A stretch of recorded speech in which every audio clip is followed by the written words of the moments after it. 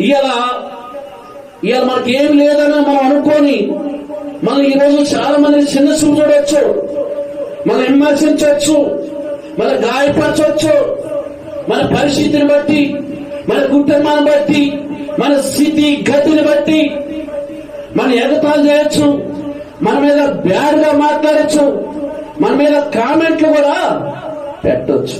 కానీ అదే జీవితం, అదే కుటుంబం మళ్ళీ తిరిగి అలాగే స్థితి ఉండదు, మారింది. మనుషులకు అసాధ్యమే, దేవుడికి సమస్తము సాధ్యమే. ఈరోజు ఈ వాక్యం వింటున్న మై బ్రదర్స్ సిస్టర్స్, ఒక్కసారి నువ్వు ఆలోచించే, మనం దేని మీద మనసు పెట్టాలో, దేన్ని మనం కనిపెట్టుకుని ఉండాలో, దేని మీద మనం